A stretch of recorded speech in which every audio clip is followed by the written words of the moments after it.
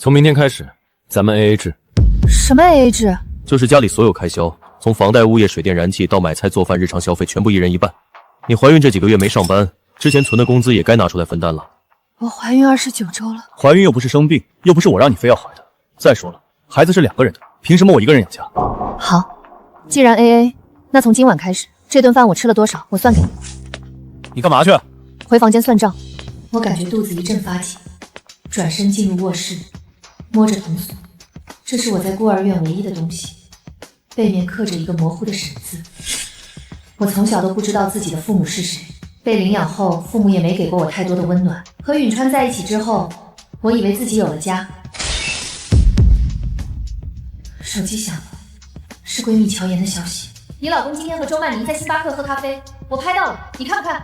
照片里我的老公和一个年轻女人坐在角落，手搭在他的手背上。另一张照片，2人走出咖啡厅，他搂着女人的腰。我退出手机图片，没有哭。打开银行 app， 余额28760元。我退出了银行 app， 打开投稿邮箱，查看4个月前投给辉耀杯婚纱设计大赛的稿件状态，显示无回应。明天妈妈一个人去产检。第二天早上6点40，我坐起身，摸向身旁，被子是凉的。拿起手机，看到微信消息，屏幕上是昨天晚上1点钟，我老公说加班不回。洗漱完毕，从柜子里拿出产检手册装进包里，出门。拥挤的公交车上，我扶着杆子站立，无人让座。胎位正，发育良好。家属呢？没来。医生多看了我一眼，没再说什么。走廊长椅上坐满了孕妇，身边都有人陪。我找了个角落站着翻看报告。喂，请问是沈之薇女士吗？这里是辉耀杯婚纱设计大赛组委会，您的参赛作品入围了决赛。请问一共多少人入围？全国2000多人参赛稿，入围决赛的有10位。入围了。妍妍，我想请你帮我调查一个人，周曼宁，在允川公司上班。你看到照片了，你打算怎么办？先查清楚再说。对了，辉耀杯入围了。什么？入围了？沈之薇你牛啊！那是婚纱设计界的天花板比赛，周6要去答辩，去，必须去。钱的事你别操心，不够我给你。我回到家，婆婆正在看电视。产检怎么样？挺好的。允川说的 AA 的事儿，你别往心里去。他就是最近压力大，公司效益不好。妈，允川昨晚几点回来的？我睡得早，没注意。他没回来。年轻人嘛，应酬多。我不再说话，转身回了卧室，打开衣柜，从最里面翻出一个旧铁盒子。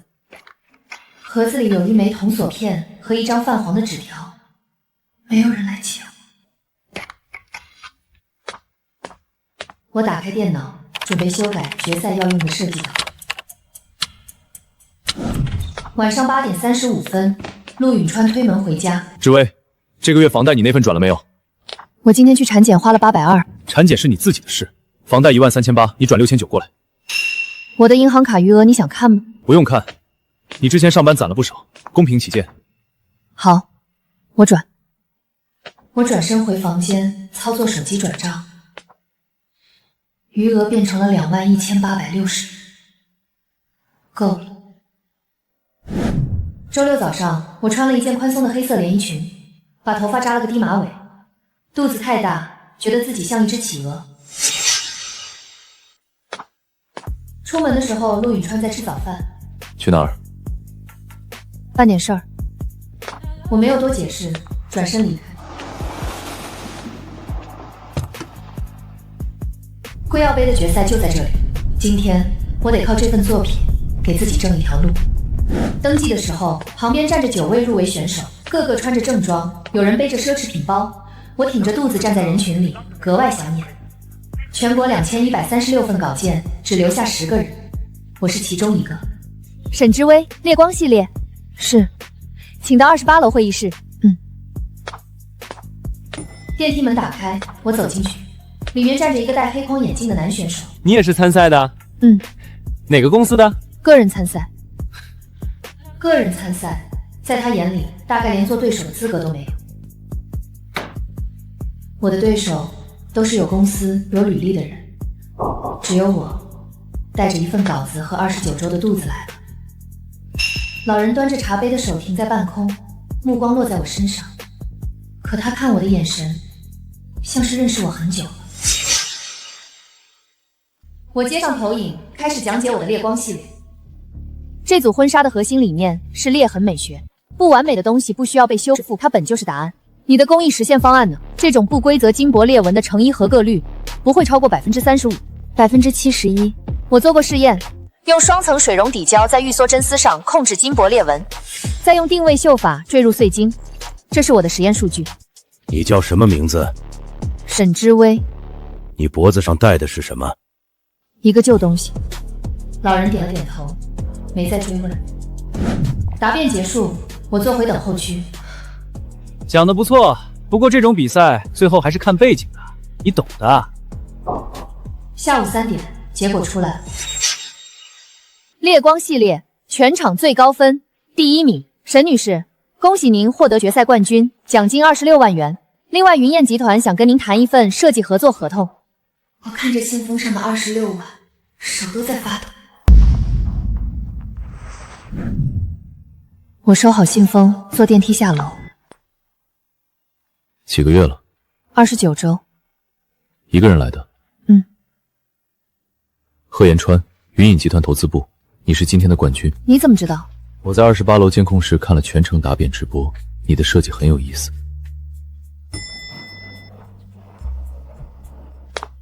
沈女士，合作的事儿可以随时联系我。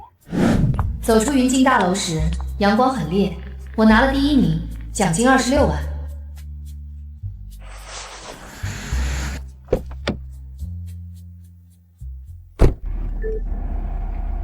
陆允川说不回来吃饭，我没有回复。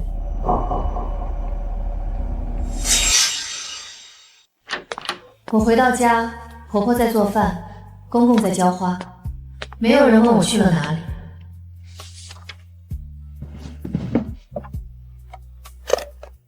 我把获奖证书和合同意向书锁进铁盒子，和铜锁片放在一起。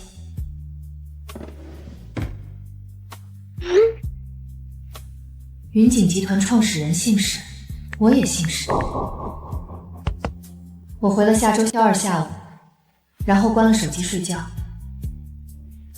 周6上午，乔岩来了，他是我大学同学，现在是一家律所的律师。周曼宁，27岁，去年入职陆允川公司市场部专员。查到的情况，他跟陆允川的关系不是最近才开始的。你孕期第10周开始的，已经5个多月了。周曼宁与陆允川私情已久，近日常以身体不适为由请假，两人私下来往频繁。我看着照片上陆允川揽着周曼宁腰的手，胃里一阵翻涌。妍妍，我想搬出去，想好了？想好了。搬我那里去？我那套房子1室1厅，离医院近，我付房租。你跟我客气什么？我付，我不想再欠任何人。行，1800一个月，朋友价。谢谢。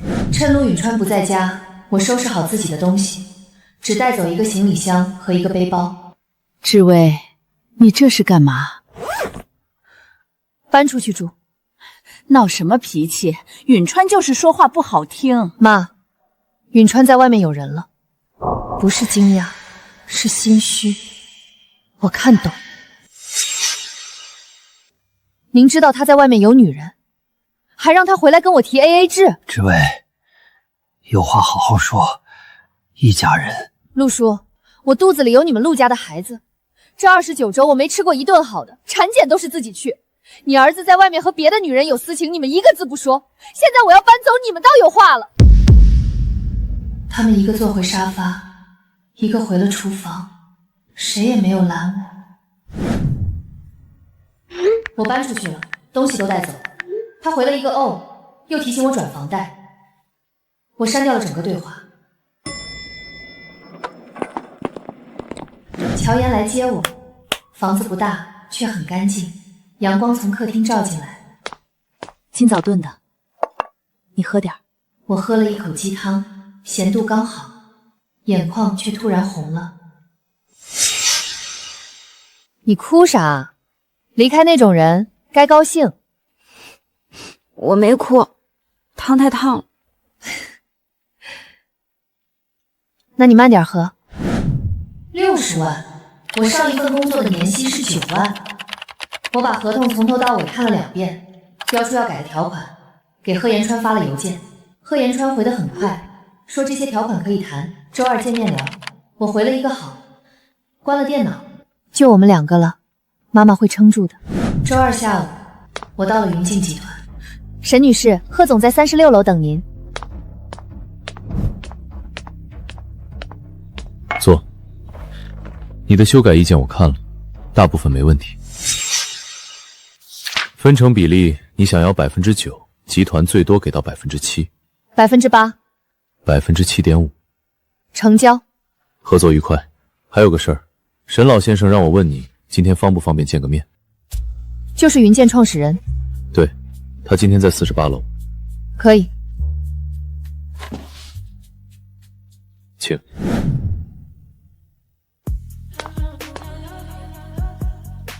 坐吧。我叫沈万婷。我知道，沈老先生。你今年多大？27。哪里人？我是孤儿，在海城孤儿院长大的。海城？3岁被收养，养父母在我16岁时出了车祸，之后我就一直一个人。你脖子上的铜锁片能让我看看吗？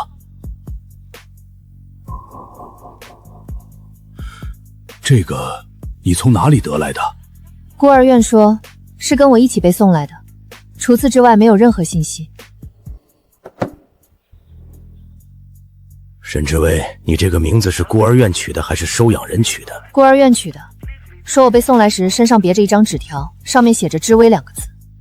好，设计合同的事你好好做，有什么需要直接找贺延汉。志威是个好名字。他问的越细，我越觉得这次见面不只为了合同。可在答案出现前，我不愿拿一个姓氏替自己编出亲。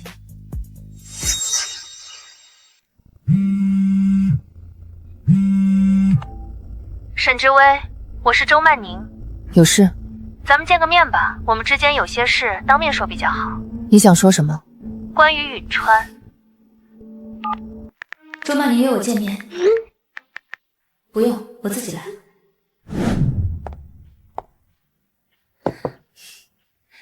你就是知薇姐，有什么话直说。知薇姐，这些你看看，不是我要给你看的，是允川他说过要跟你离婚的，你知道吗？允川说等孩子生了就离，还说你跟他家合不来。看完了。知薇姐，我只是觉得你应该知道真相，与其被蒙在鼓里。你今天来找我，是想让我主动离婚？我是替你着想，替我着想。好，那我也替你着想一下。周曼宁，去年3月份入职，试用期转正分数是 C， 在留与不留的边缘线上。转正报告上签字的人是陆允川。他故意来炫耀，我反而彻底冷静。真正该羞愧的，从来不是被背叛。你去年5月份交过一次房租的致家清，7月份信用卡逾期，9月份你前男友在你公司门口堵过你一次，被保安赶走。查我，这是侵犯隐私，你信不信我报警？前2条是你自己发在微博上的，后1条是你公司的公开警情通报。周曼宁，你把自己摆在网上，却没想过别人真的会看。你在跟陆允川在一起之前有没有查过他？他月薪1万2，房贷要还6000，车贷2300，他连家用都要跟怀孕的老婆 AA， 你觉得他能给你什么？他跟我说的不是这样的，他说房子很快就能卖，他还要升职。他跟你说什么了？说他家有钱，说他马上升职，说离了婚就娶你。这个包就是他送我的，3万8，他要是真没钱，会舍得给我买这个？刷卡记录呢？什么？他付的钱总该有个记录。当时我先刷的卡，他说发了奖金就还我。周曼宁，你跟他在一起的这4个月，他给你花过多少钱？吃饭、开房都是1人1半。他上个月还跟我借了2万，说要请领导吃饭。他昨天也跟我说，公司要请领导吃饭，让我再补3000家用。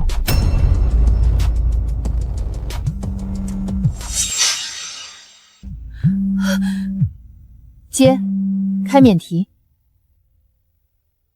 见到他没有？你别心软，就按我教你的说，让他自己提离婚。你不是说你今天就会先跟他摊牌吗？我还没拿到他那26万奖金，现在摊什么牌？对了，你再给我转8000，智峰科技的人晚上要应酬。那2万你还没还我。周曼宁，你能不能别在这个时候计较这点小钱？我升职了，不都是为了你吗？他连我也在骗。他不是在你和我之间做选择，他只是在算谁还能被他多炸一次。你和他的账你自己算，我和他的账也该算了。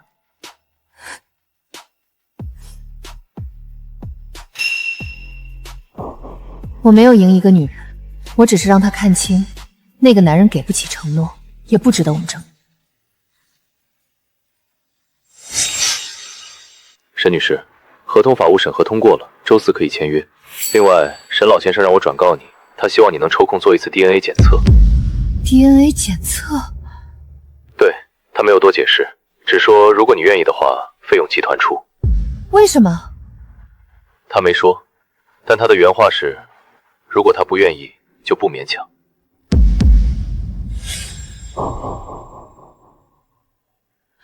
我考虑一下。好，不着急。签了，年薪50万加分成。你怎么在这儿？你也来云音？公司让我来送个合作方案。你拿的什么？合同。什么合同？我跟云锦签了设计合作。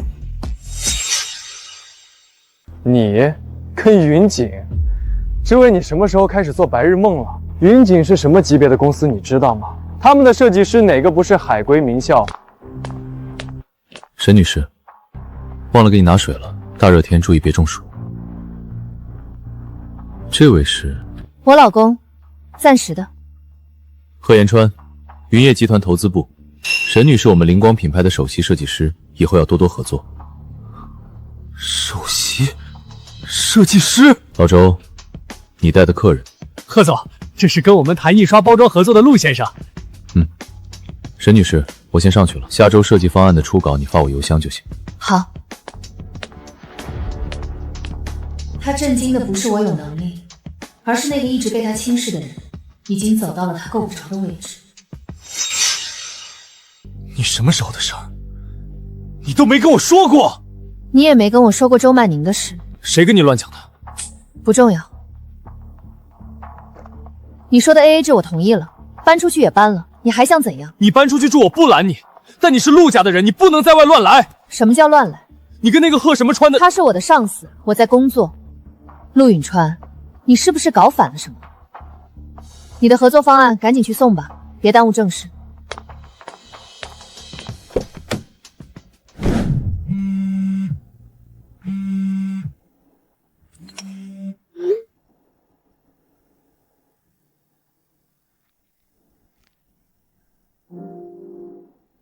日子过得前所未有的清静，早上起来画设计稿，下午去产检或者跟工艺师沟通打样，晚上乔岩回来2个人一起做饭。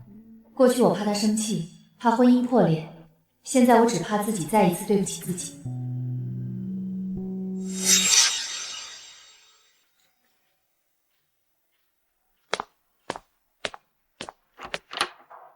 芷薇啊，我来看看你，进来坐。这房子不大，你一个人住着也挤，够住了。芷薇啊，你跟允川闹别扭的事儿我都知道了，年轻人嘛，磕磕绊绊很正常。你看你这大肚子，一个人在外面住多不方便，要不还是搬回来。妈，我想问您一件事，你说周曼宁，您知道多久？什么宁？就是外面那个人，您知道多久？芷薇，男人在外面应酬，应酬4个月，从我怀孕第3个月开始。妈，这叫应酬吗？婆婆提着水果来，不是心疼我，是怕一个能赚钱的儿媳真的走远。那也不至于分开住。你想想肚子里的孩子。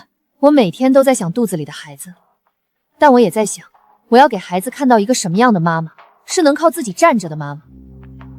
芷薇，允川他现在公司效益不好，他压力大。那他的压力要通过这些来释放。你别揪着这事儿不放了。我今天来是好好跟你说的。你看你现在也签了公司了，也能赚钱了，你就搬回家住吧。妈，您是不是听允川说我签了公司的事情？什么合同不合同？我就是想让你回家。年薪多少他跟您说了吗？50万，加分成。那不是更好吗？一家人在一起，你赚的多了，家里生活也好。妈，我赚的钱不是用来补贴您儿子乱七八糟开销的。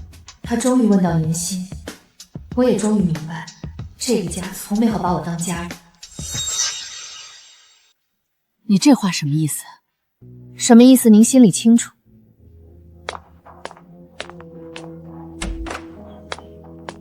水果留下，您回去吧。沈志威，你别忘了，你肚子里是陆家的骨肉，是我的孩子，我姓沈，孩子跟谁姓还没定，你别太过分了。您也是。你妈我今天帅不帅？比设计图还好看，工艺师的手法很好，比我预期的良品率还高了10个百分点。孩子踢了我一下，那一刻我更确定姓什么不重要，重要的是他不会学会低头求爱。沈老爷子要看，他让我问你 DNA 检测的事，你考虑的怎么样了？贺延川，你知道他为什么要我做这个检测吗？我知道一些，但他没授权我说。那我问你一个问题，你说。沈万婷有过丢失的孩子吗？你去做检测，所有答案自然会有。如果你想提前知道，我只能告诉你，27年前，沈万婷的小儿子沈泽远女儿在医院出生后失踪。失踪？婴儿出生第2天，在医院被抱走，至今未找到。27年前。你今年27。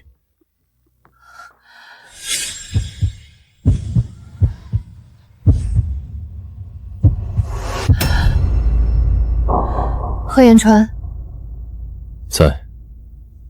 预约检测吧。所有线索都在指向同一个答案，我既期待又害怕期待落空。结果3天后出。志威，你养父母待你好不好？一般，他们自己有亲生孩子，我是多出来的。后来呢？后来他们出了车祸，我16岁，自己打工念完了高中和大学。27年了。老人刻意放慢脚步，等我。这是我记忆里第一次有长辈愿意迁就我的速度。你跟谁去医院的？跟你无关。沈志威，你是不是跟那个姓贺的一起？你在跟踪我？你老公关心你不行？陆允川，你什么时候把周曼宁删了，再来跟我说你关心我？那是工作关系。不回家是工作。谁跟你说的？不重要，我要打车了。松手！你先说清楚，你跟那个贺延川到底什么关系？说了，上司。我在云锦工作。你一个怀孕的女人，跑去跟一个单身男人。陆允川，你现在没有资格管我。你会后悔的。我已经后悔了，后悔嫁给你。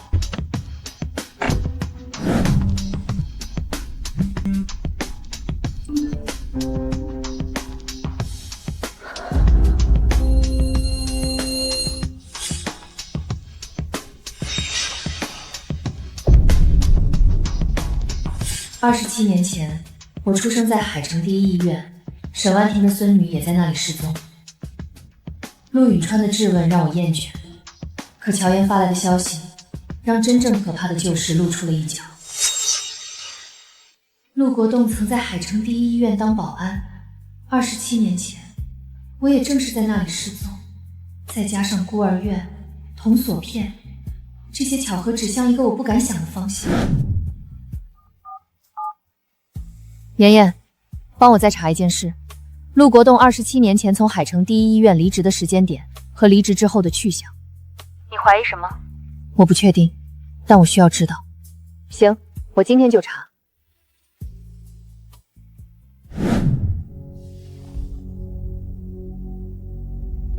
2个月后的品牌发布会，到时你以首席设计师的身份亮相。好。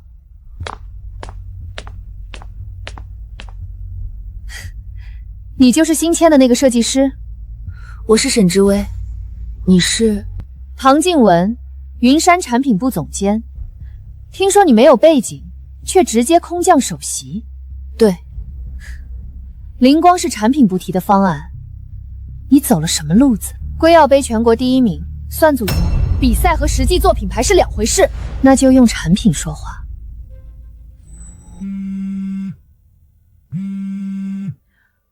喂，查到了。巧合一旦多到能连成线，就不再是巧合。我必须查清陆家为什么出现在我的过去。陆国栋1999年3月辞职，1个月后离开海城，3个月后过结婚。1999年3月？对，你知道沈万婷的孙女是什么时候失踪的吗？1999年2月28日。陆国栋在婴儿失踪后2天离职，1个月后离开海城。还有，我查到陆国栋离开海城之前，银行账户里突然多了一笔钱，5万块。99年的5万块？对，他1个月工资才400。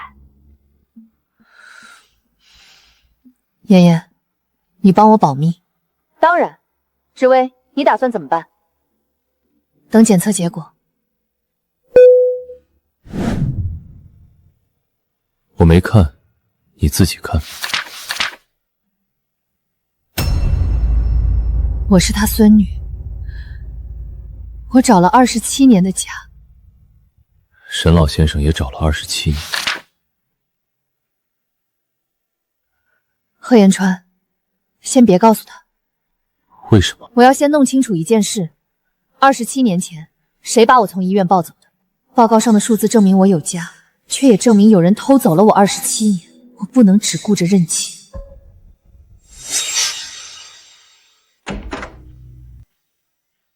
什么事？志威啊，我们来看看你。鸡汤，你尝尝。妈，有话直说。志威，我想跟你好好谈谈，回家吧。陆允川，你和周曼宁的事处理了吗？处理了，断了。微信删了，电话拉黑了？没有拉黑，毕竟还是同事。那就是没处理完。志威，你别这么极端。行，我问你第2个问题 ，AA 制还搞不搞？不搞了，不搞了，以后家里开销允川全包。不搞了。第3个问题，陆叔，你年轻时在海城第一医院当过保安，对吧？陆父听见医院名字时的慌乱，比任何回答都真实。我知道，门后藏着的事终于要裂开了。什么医院的？海城第一医院。1999年，你在那儿干了2年，2月底辞职的。啊？你问这干嘛？随便问问。太久了，记不清了。那5万块钱呢？也记不清。什么5万块？什么意思？鸡汤放下吧，人就不请进来了。爸，他说的5万块是什么意思？别问了，回家说。他的表情告诉我，他知道点什么。挖，从那5万块的来源查。我准备好见沈老先生。明天46了。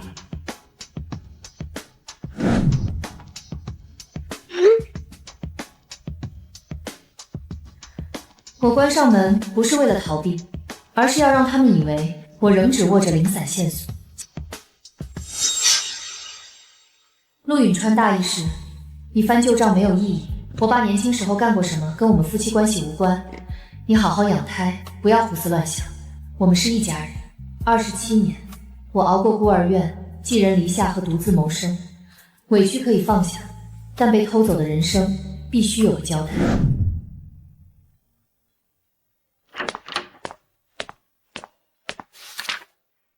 报告您看过了吗？看过了。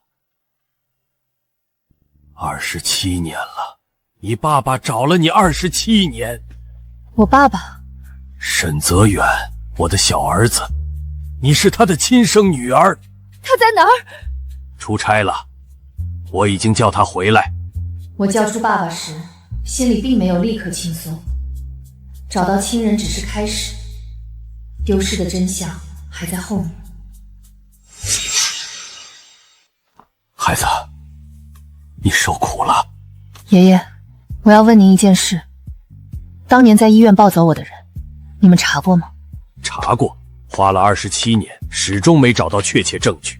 当年医院的监控被人为损坏了，保安说什么都没看到。我们报了警，查了所有工作人员，最后断了线索。保安？你还记得当年那些保安的名字吗？卷宗里有，但人都散了。陆国栋这个名字，你有没有印象？好像有这个人，他是当天值班的保安之一，后来辞了职，离开了海城。他是我现在丈夫的父亲。你说什么？陆国栋，我公公，27年前在海城第一医院当保安。陆国栋竟是当年的值班保安。原来我的婚姻和身世，可能从一开始就被同一只手摆布。在我失踪后2天辞职，离开海城。离开之前，他的银行账户上多了5万块钱。让赵全来。赵全，1999年的案子，海城第一医院的保安陆国栋重新查。我今天就安排。职位，在查清楚之前，你先不要打草惊蛇。你现在住在哪里？在朋友家。搬到我们家来住，你身边需要人照顾。不急。查清楚陆国栋的事之前，我不想让陆家那边知道我的身份。你有分寸，但从今天起，你不是一个人了，你有家了。这是你妈妈，你出生那天拍的。你妈妈在你失踪后3年去世的，你爸爸说她是忧思过度。妈，照片里的女人像我，也像一个从未抵达的家。委屈可以放下，真相不能。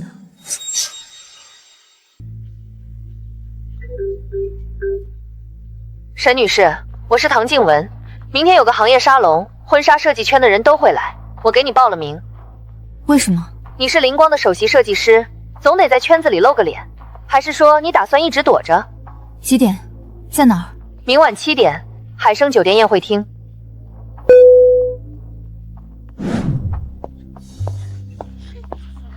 来啦，给你介绍一下，这位是赵鹏程，云简产品部的资深设计师。本来灵光的首席应该是他。你好。你好。这是灵光品牌的首席设计师个人投稿出来的，没什么背景。唐静文故意强调我没有背景，他不知道，我最想证明的也从来不是背景。职场里的敌意比婚姻里的冷漠更直接，反而好处理。作品不会撒谎。沈之威是吧？听说会要杯第1名。我是明珠婚纱的设计总监周涛。是。说实话，你那个裂纹美学的概念，我们3年前就有人做过，市场反应不好，消费者不买账。你确定能做起来？您3年前做的是把裂纹当缺陷去修饰，我做的是把裂纹设作设计本身。意思是我们做错了？意思是角度不同，结果就不同。口气不小，不过年轻人有冲劲是好事，就是做品牌不是一时的事儿。你这个状态能坚持多久？我怀着孕拿了全国第1，这个状态够用了。怀孕不是我的短板，能在最难的时候站上台，才是我比他们多出来的底气。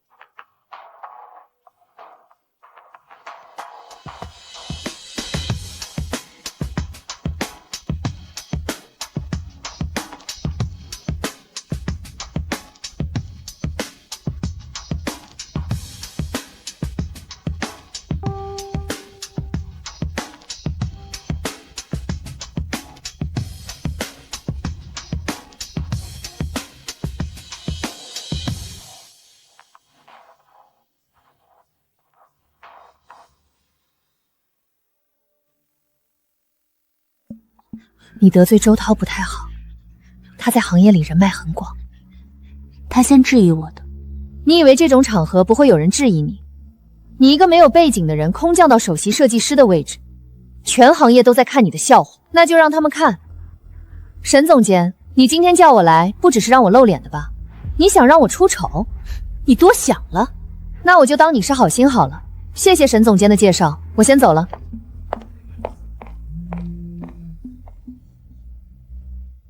钱德海，当年是海城第一医院的副院长，医院副院长付给保安5万块钱，在一个婴儿失踪之后。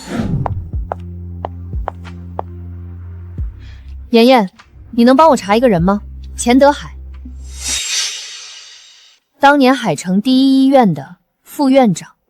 行，今晚给你消息。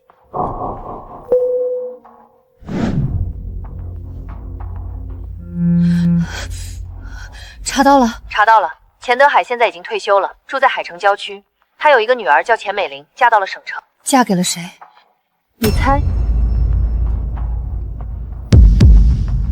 你说，陆允川的大伯陆国良。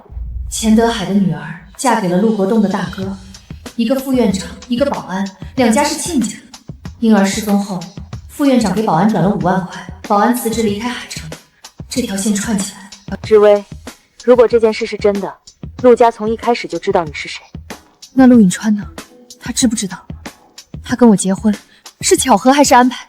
妍妍，陆允川跟我认识是在一个朋友聚会上，那个聚会是谁组织的？你等等，当时的群聊记录我还有。组局的人叫王磊，是陆允川的高中同学。查一下王磊跟陆家的关系。行。副院长、保安、殷庆5万块，每个名字都在把偶然变成一场精心安排。所有的偶然全部是安排。上午9点，陆国栋，海城第一医院保安；钱德海，海城第一医院副院长。5万块的转账，钱美玲嫁给陆国龙，王磊组局，安排我认识陆允川。他们抢走了我的孙女，又把她嫁给了自己家的人，目的是什么？如果陆家知道您的身份，那娶您的目的可能是等到合适的时机，利用您的身份接近沈家的资产。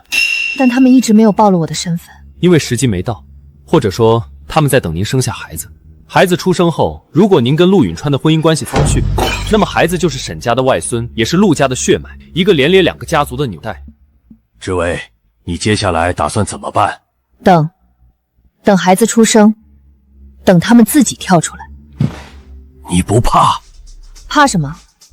我在孤儿院长大，16岁后自己养自己，我这辈子什么都怕过，现在不怕了。如果连我认识陆允成都是安排，那他们真正等的恐怕就是我的孩子出生。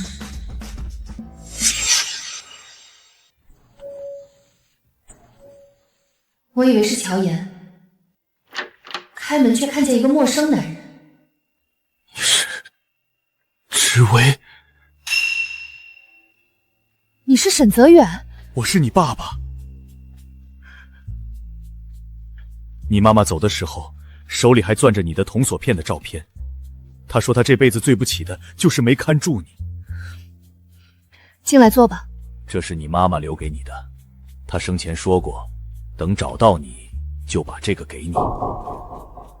这个陌生男人说他是爸爸，我等了27年，却一时不知道该先哭还是先相信。你的名字是你妈妈取的，知薇念念不忘最初。她说无论你走多远，只要记住这个名字，就能找到回家的路。手镯能补上一个称呼，却补不回妈妈错过的岁月。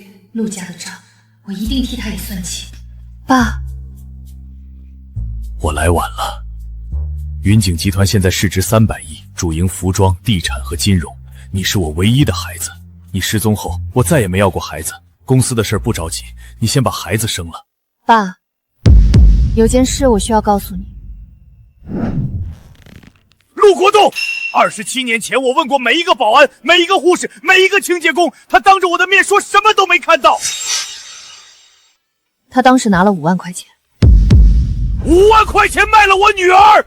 不只是卖，他们把我养大，又安排人让我嫁给了他儿子。他们在等一个机会。什么机会？一个用我连接沈家资产的机会。孩子就是纽带。你打算怎么办？我不会因为孩子带着陆家的血就否定他。该被清算的是大人的恶，不是尚未出生的孩子。打掉这个孩子是不可能的，这是我的孩子。但陆家的算盘，我不会让他打响。你不用一个人扛，爸爸在，爷爷在，沈家300亿资产。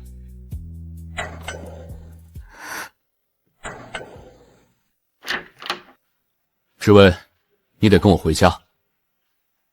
是谁？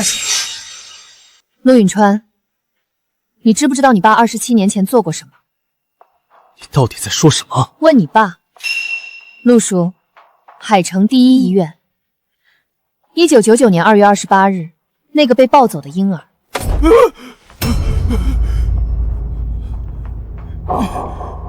你怎么？那个婴儿是我。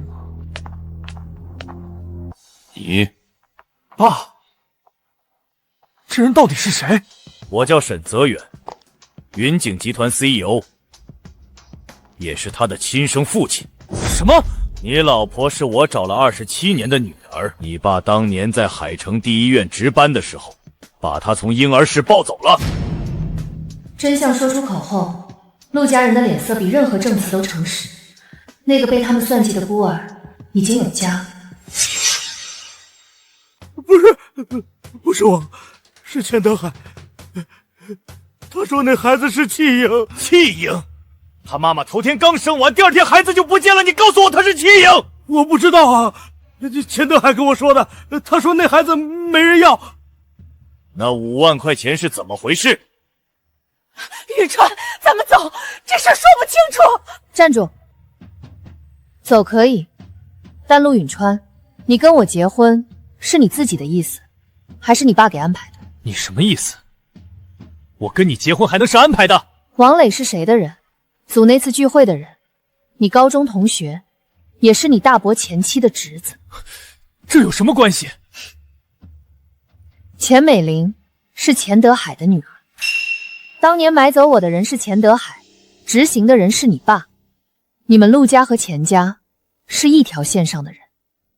陆允川也许不知道全部旧案，但他享受过这场安排给他的便利，也亲手背叛了我。我不知道这些。你不知道？那 AA 制呢？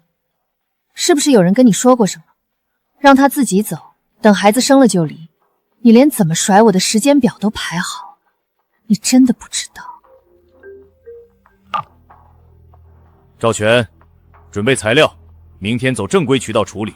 还有那个钱德海，一并追究。不，沈先生，求你了，我当年真的不知道那孩子是你们家的。你知不知道不重要，该给的说法一步不会少。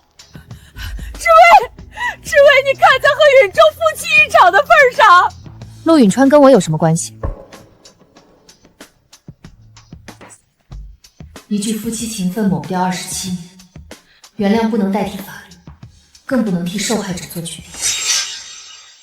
事情在48小时之内发酵的超出所有人的预期，赵全的团队效率极高。第2天上午，陆国栋和钱德海当年的违规过往正式移交公安机关处理。当天下午，海城警方重新调取了1999年的旧案卷宗，陆国栋被带走问话。我真的不知道我爸做过这种事，求你了，别把我爸送进去。离婚诉讼相关材料，我替你拟好了。这么快？你以为我这个月在干嘛？所有证据链都在，孩子抚养权100%归你，房子首付是你婚前存款，月供你付了1半以上，按法律你至少拿60%。不要了。什么？房子不要了，干净利落的离。你现在有底气说这种话了？我一直有，只不过之前的底气是忍，现在不用忍了。我放弃房子不是便宜陆允川，而是不想让一套房继续绑住我的人生。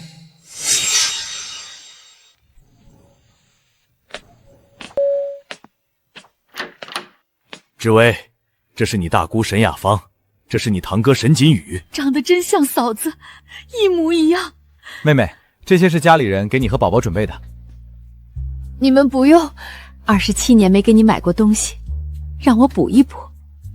志威，爸有个事儿跟你商量，下个月初你们公司灵光品牌发布会，爷爷的意思是在发布会上公开你的身份。不用那么高调。不是高调，是保护。你身份公开了，陆家那边就再也动不了你。让他们知道你是沈家的人，伤害你的代价他们承受不起。好。这些迟到的礼物让我知道，公开身份不是炫耀，是告诉所有人我不再无依无靠。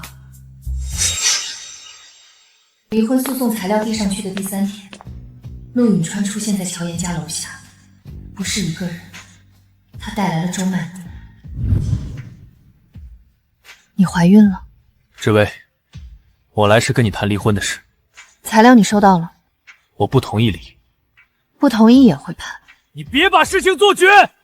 我爸的事我真不知道，你把他送进去了，你良心过得去？27年前，他把一个婴儿从亲生父母身边抢走，你问我良心过不过得去？志薇姐，我知道我对不起你，但允川他现在压力真的很大，他爸被调查了，他妈天天哭。周曼宁，你肚子里的孩子是他的，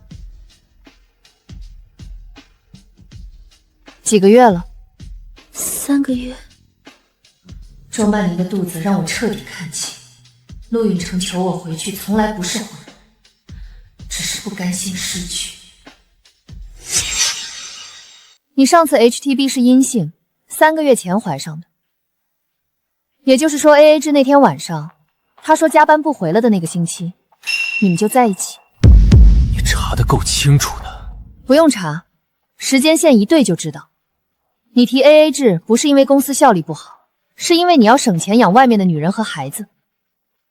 你走吧。沈志威，你现在翅膀硬了是吧？你以为沈家真的会认你？你就是个棋子。棋子也好，弃子也罢，至少我这颗棋你已经下来了。允川，他说的是真的吗？他真的是沈家的人，云集集团那个沈家。你跟我说他就是个孤儿！闭嘴！他把我叫做棋子，可真正失去选择权的人已经不是我。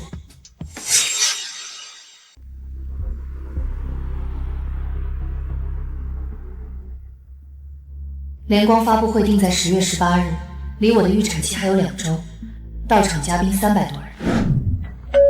沈志威，有件事我觉得你该知道，赵鹏程不服气，他在公司做了5年，灵光的品牌概念最少是他提的，结果首席给了你，他去找了几个行业媒体的记者，准备在发布会上抓难。发什么难？质疑你的设计抄袭他的概念。你来告诉我这个是好心，我来告诉你这个是因为灵光做好了对我也好处，我是产品部总监，品牌成了我也有功劳。那赵鹏程那边，他找的是婚纱前沿的记者，那个记者叫吕文斌，跟赵鹏飞大学同学。发布会是灵光的第1仗，也是我以设计师身份站稳的第1仗，谁来发难都一样。赵鹏程要在发布会上搞事。我知道，他上周调了2次设计部的档案记录。你都知道？你以为公司档案系统没有调取日期？那你打算怎么处理？不处理，让他跳出来。有些人不跳出来，就永远是个隐患。你不怕发布会砸了？砸不了，你的作品在那儿摆着，真金不怕火烫。你这么信我？信你的设计，也信你这个人。各位好，我是灵光品牌首席设计师沈之薇。贺言川说信我更愿意相信那些熬夜画过的图、失败过的样衣，以及没有退的自己。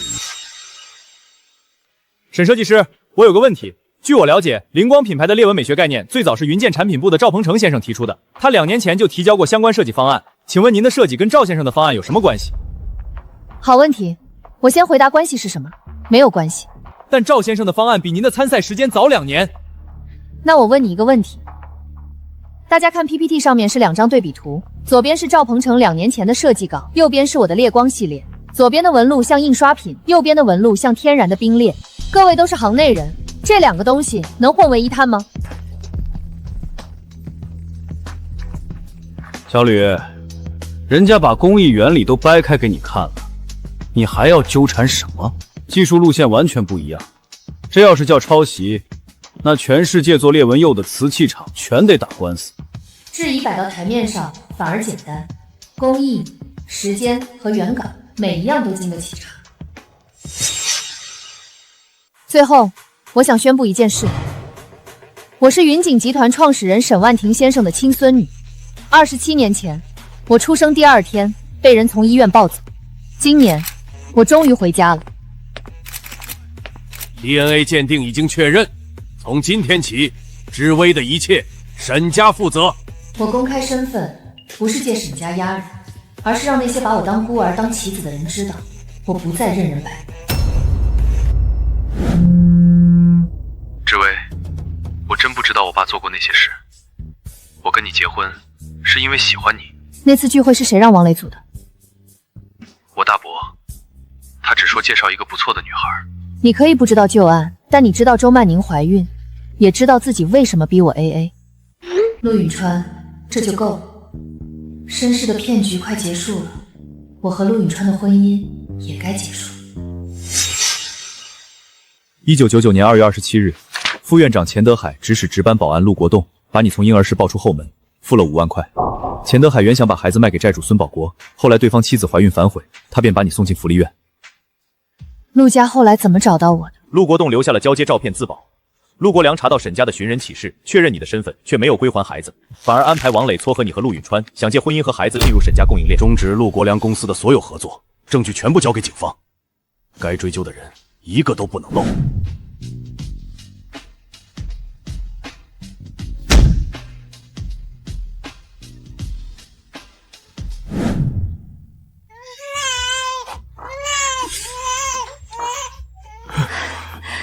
沈大设计师，恭喜，母女平安。恭喜，灵光品牌首批上市，售罄。我曾以为家是别人给的一扇门，后来才明白，家是我亲手守住的人，也是我靠自己走出来的路。